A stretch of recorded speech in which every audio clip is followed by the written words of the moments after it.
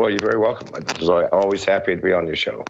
Well, thank you. And it's always interesting to talk to you, especially now that you have upped the ante on your bet. You famously said that you would eat a certain part of your anatomy if Bitcoin failed to get to $500,000 by 2020, and you said that this summer, and I had you on, we talked about that briefly at the time. Yes. Now you have upped that to $1 million because it's rising even faster than you'd anticipated. What did you base this on? What assumptions and what kind of, give us an idea of what kind of analysis you used. Was this something that you did mathematically, or is this just a gut feeling that you have? No, I am a math major, and mathematics is my business. I'm a programmer. It was based on some very simple assumptions. There can only be 21 million Bitcoins. That's the max. 4 million of them have already been lost. So now we're down to 17 million. And we have the entire world that will be potential users. Now, when I made that prediction, I also predicted that it would be $5,000 before the end of 2017. Well, it almost peaked at $12,000 today. So yes, clearly my assumptions were way off. Now, I will not have to eat that part of my anatomy, I can assure you. I am perfectly safe at $1 million at the end of 2020. See, here's the problem. Everybody is making predictions based on the old paradigm of investment and growth, where 10% is astonishing. But we get 20% a day, consistently sometimes with some cryptocurrencies. Why? Because the supply is limited. We can't print anymore. Like you can print more US dollars, you can print more British pounds, you can print more Japanese yen. You cannot create any more Bitcoins, and the maximum of 21 million. Now, if you take 21 million coins, and let's say only half of the world ends up using Bitcoins, well, we've got 2.5 billion people using 21 million coins. Please just use your head. $1 million is nothing in 3 years, if I am correct. And I am correct. I don't make bets and lose them. My wife can tell you that. She's holding the phone here. It's an easy bet. It's something I can absolutely guarantee. Now, since I said that, a bunch of people have jumped on the bandwagon, okay? And why? Because I said it, and I stand by it. And Bitcoin is accelerating in its value. Yeah, we've got a lot of people that are saying that they expect by the end of next year, quite a few people said $40,000, $50,000. You're probably even higher than that in your estimation if it's going to get to $1 million by 2020. They're saying $40,000, $50,000 by the end of 2018 is what many people are expecting now. No, my figure's at 78,000 by the end of 2018. However, what astonishes me is people say, we think Bitcoin is going to be 14,000 by the end of 2018. What paradigm are they using? They are using the old paradigm where you do have bubbles, where things do pop, where you do have corrections.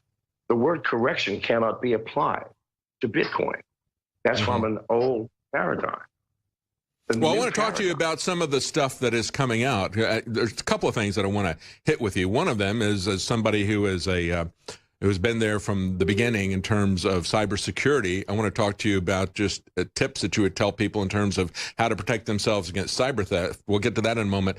But the other part of this, besides the limited number of coins that are there, that are fixed in this algorithm, is the fact that it is being pushed back against by many governments. We now have the UK saying we're going to come in with a regulatory crackdown. We've already seen it in China. You're in Asia as well. You were there, and we saw what happened with that. Many different ways that you have central banks and governments trying to attack. Many people believe that there was a direct denial of service launched against, say, Coinbase and their trading site last week that caused that flash crash from about 11,000 down to 8,500, but then it recovered. And we've seen the same type of thing coming from Jamie Dimon and the world's biggest hedge fund manager, both attacking Bitcoin. That happened just before I talked to you the last time, and that had taken Bitcoin down from $4,000 to $3,000, but then it recovered and lost about a quarter of its value, but then it recovered in just a few days. So we got these attacks coming from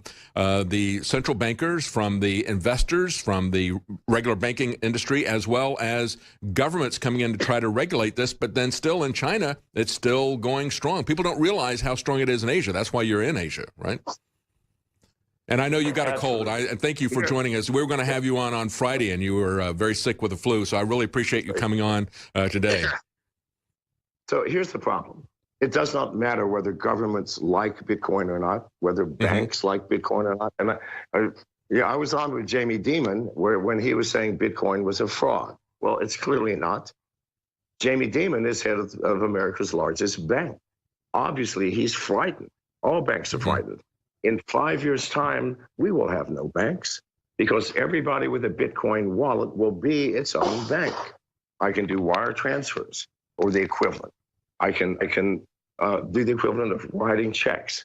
Everything that a bank can do, my wallet can do. And this is the problem. Banks are looking at coin exchanges now.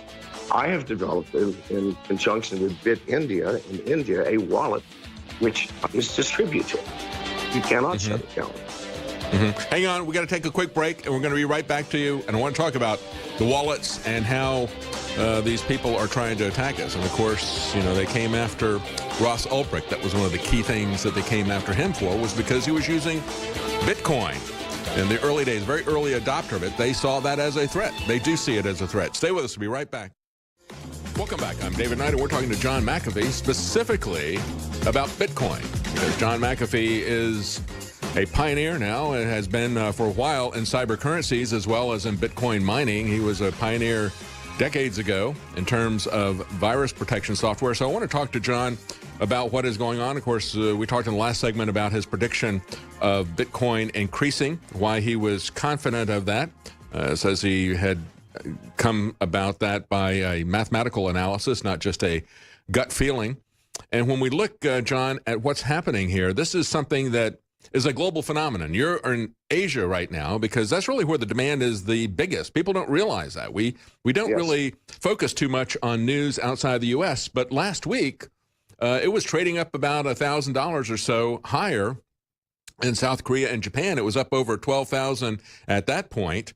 And people don't realize that about 74% of the global Bitcoin trades are from South Korea and Japan, especially in Japan. They're using it quite a bit in terms of, we've now got you on the phone. Let's see, in terms of quite a bit in terms of actually purchasing stuff that's a threat to the central banks. And that's why there are so many efforts to try to undermine it. Go ahead. Yeah, so in September, I was supposed to give a talk in Beijing at BitCan, one of the largest Bitcoin conferences. The week before, China shut down the exchanges and made ICOs illegal, which was the topic of my talk. Had I shown up, I would have been arrested. The entire conference was moved to Hong Kong. Oddly enough, every keynote speaker that was to speak at that conference showed up in Hong Kong, and almost everybody who had registered. That shows the dedication. But let me get back to what we were discussing earlier. There's nothing that governments can do to shut down Bitcoin. Now, they could stop me from showing up in Beijing. I'm a human being. They could stop me at the airport and arrest me. They cannot stop and did not stop trading in Bitcoin or any other cryptocurrency. It is impossible for a government to stop a distributed system like Bitcoin.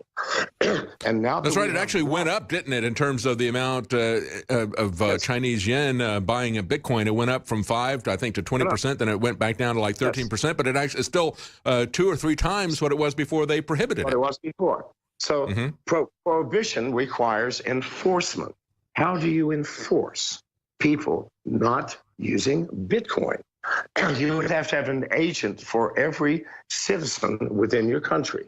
They would have to come into your house and monitor your computer usage 24 hours a day. It is not possible. You cannot enforce any of these bans. And this is what governments do not understand. Banks are more terrified than governments.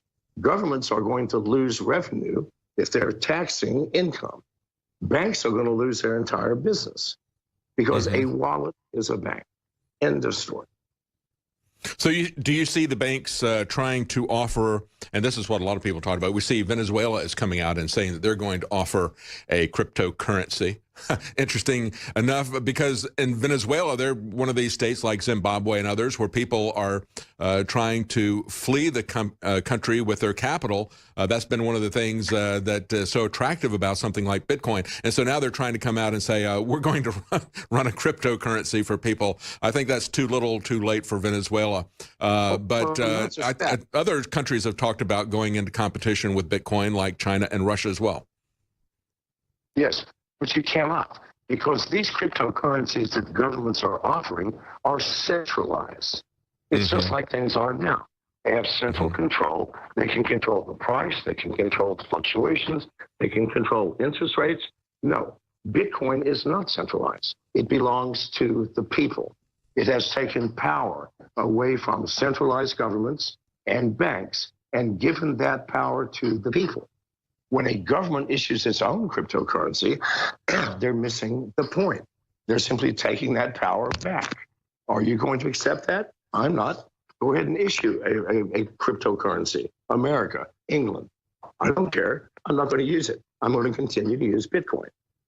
That's right. And then when you look at efforts like China and now being reported, UK, as a matter of fact, last week, some reporter pitched out a question to President Trump. What about Bitcoin? Well, we got Homeland Security looking into it. If China, if the United States, if UK try to put restrictions on people taking money in and out, we still have places like Japan that are going to, or Switzerland, that are going to run into this and say, embrace it, and people will still be able to get their money in and out through those currencies, wouldn't they?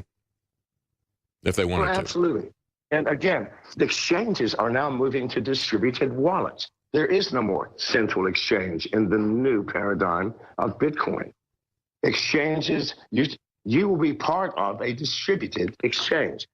If someone shuts you down, it's not going to shut the exchange down because the exchange is spread across millions of nodes, millions of users, millions of wallets. So there's nothing technologically, legally, legislatively that can be done to stop or even impede the growth of Bitcoin and other cryptocurrencies. Now, you're talking about a distributed wallet. That's something that many of us don't know about, including myself. Tell us a little bit about a distributed wallet and how does that compare to, like, say, a hardware wallet where the keys and everything reside on a separate device? When I say distributed, I mean wallets that are including a distributed exchange. Instead of having an exchange which is located in one country with massive servers, that exchange is now distributed among millions of users of the cryptocurrency. So you cannot take it down. The exchange process itself, if you want to exchange Bitcoin for Ethereum, there is no central exchange. It's done with everybody's wallets communicating simultaneously. It cannot be taken down. It cannot be located. It does not exist in any one location. It is an idea made manifest through millions of people accepting and embracing the idea. So when that happens, give up governments. End of story. War over. People won. Government lost. That's a great idea. Now, in the past, you've talked about the necessity, and we've heard it as well from Kim.com, the necessity to have some kind of a replacement, perhaps, for the internet that would allow us to escape the approaching centralized control that the government's always trying to exercise over this. If something like that were to come up, it would be easy to move the cryptocurrencies over to that exchange as well, wouldn't it? That new internet. Of course. And there are thousands of people working on this, and it will happen.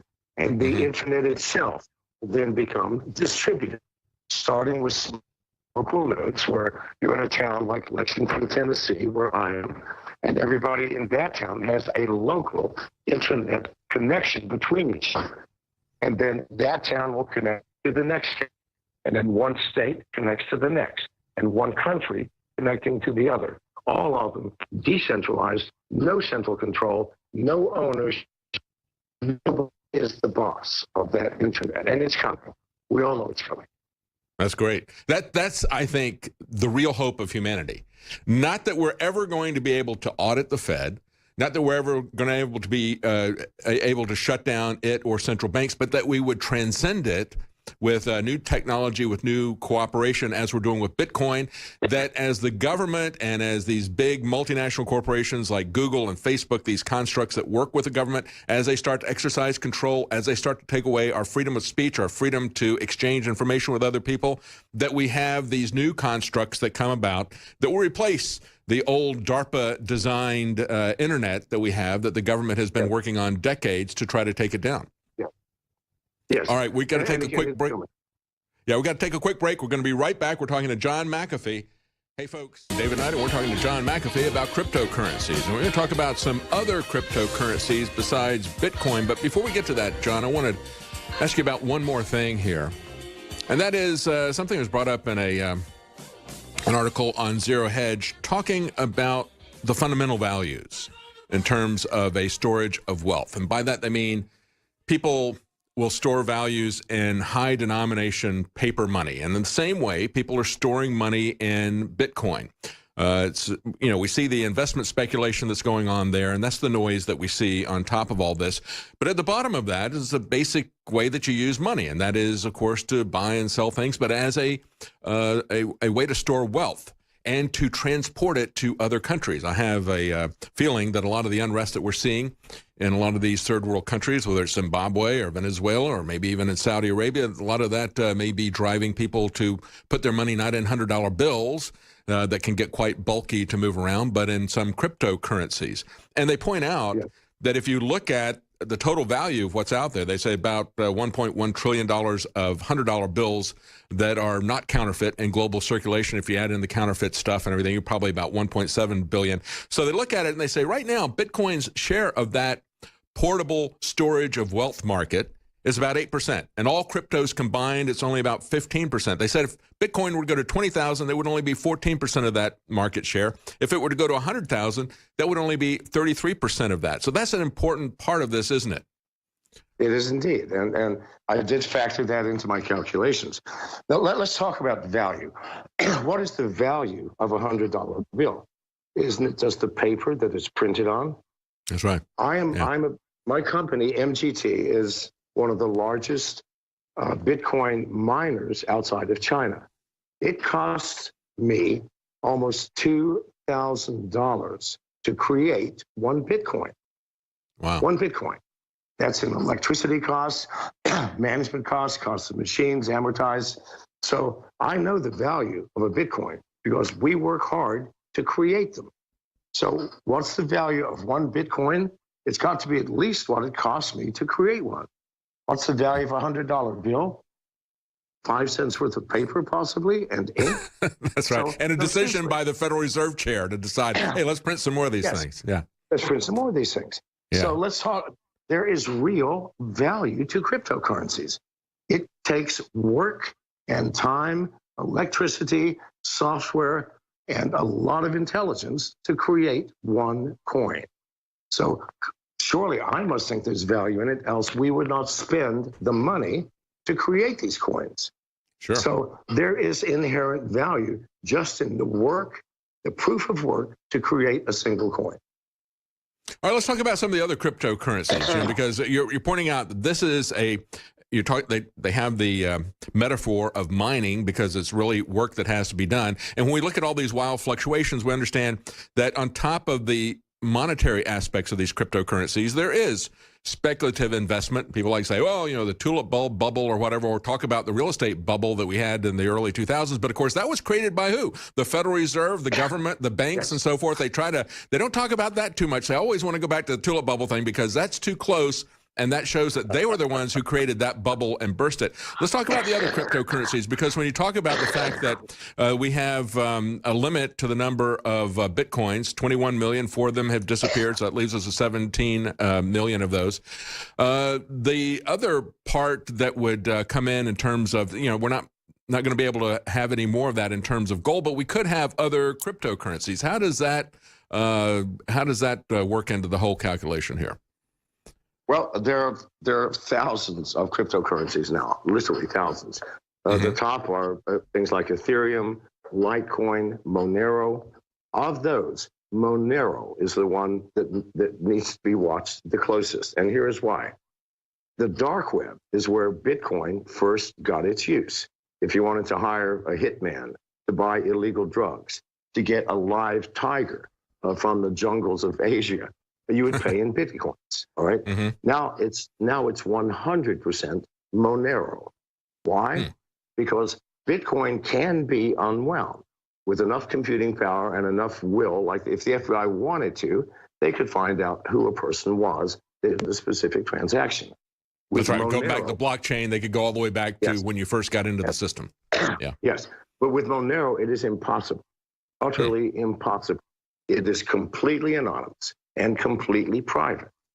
So that is why in the dark web, everybody's using Monero.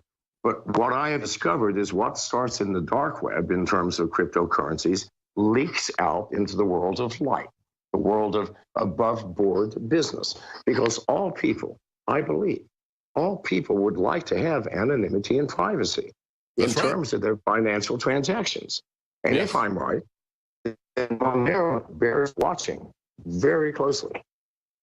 I think you're absolutely right. I mean, you look at what's happening now. You have Coinbase and others now require that you send them pictures of your driver's license and so forth. So we're getting government regulations in that way to into the back door. And I think you're absolutely right. There's a lot of value, and people are realizing the value of privacy and anonymity, whether or not they're involved in anything that the government wants to do. I think that's why they came after Ross Ulbricht and Silk Road so heavily. You know, the coins, I just saw an article from Free Thought Project, the coins that they stole from Ross Ulbricht and Silk Road are now worth $1.74 billion. Isn't that amazing? Yes, it is. And they did steal them. They did steal them. And Ross Ulbricht is a special case. I do not think that that's going to happen again, because Bitcoin has now almost universally been accepted as, okay, it's above board, it's open, it is a currency, people are using it, and you're not going to stop it. Monero, when Monero hits the light, and it has in many cases, we're going to have a serious problem with governments, because there's nothing that a government can ever do to determine who is doing what. And this scares governments, obviously. It does not scare me. I think it's the greatest thing since sliced bread. That's great. That's great. Well, and you know, the only thing that I would be concerned about, and I hope it does succeed, I see them coming after people like Ross Ulbricht. I see them coming after people like Kim.com, just like they came after Martha Stewart or Michael Flynn. They get somebody that they want to punish for political reasons, or they want to make an example of, and that's the key thing there. So so Monero is what you're looking at now as most optimistic in terms of cryptocurrencies, because it provides a different level of anonymity that they cannot walk back like they can walk back the blockchain on Bitcoin. Is that correct? That's correct. And if Bitcoin does have a competitor, or will have, it will be Monero. Very interesting. Very interesting. Well, that's valuable information that people can take to the bank. You know, one of the things that they were talking about in this Free Thought Project, and I'm sure you would appreciate this as well, John McAfee, they were saying that when you look at what was happening on the dark web, you look at what was happening on Silk Road, people were able to buy drugs from their living room rather than getting out on the streets. They were going through, it was basically like eliminating all the negative side effects of prohibition, which is what I have a problem with it. I don't support drug use, but prohibition has its own set of problems in terms of corrupting law enforcement, in terms of crime and criminal gangs that are fighting each other. And what it did was it turned it into a peaceful market of exchange. You still had the drug problem that was still there, but these other activities that were regulated unreasonably, prohibition never works, whether you're trying to prohibit marijuana or beer or something else, it never works. It just creates crime, it creates corruption in government. And so the benefit of that was that it made things more peaceful. And they came after him for creating a website. Your comment on that? Giving life in prison, multiple life sentences. First, I would like to say that it is impossible to regulate what a person chooses to do with their own mind and their own body. It has been proven over and over. If you want to drink alcohol, prohibition is not going to stop you. It's just going to make it go underground and cause problems. If you want to smoke weed, if you want to take any kind of drug, you will do so. Nothing can ever stop it. And we should have learned this. Legislation does not work when it reaches the point of what you want to do with your own body. That's right. Well, I think this has been a very hopeful interview. I think anybody who is of a liberty mindset, a libertarian orientation, who wants to see privacy, who wants to see anonymity, who wants to be able to escape these oppressive control structures that are centralized, and as they're trying to now increase their control over our free speech, our ability to pass information along, all these things, Bitcoin, alternative web structures, that is the wave of the future. And that is, I think, the greatest, most hopeful thing that I see that's developing right now. Absolutely, sir. Absolutely. Well, thank you so much. It's been very interesting talking to you, and thank you for joining us. I know that you're not feeling well, and I really do appreciate you making the extra effort. Whoismcafee.com, and you can find John McAfee on Twitter at @officialMcAfee. Thank you so much for joining us, John McAfee.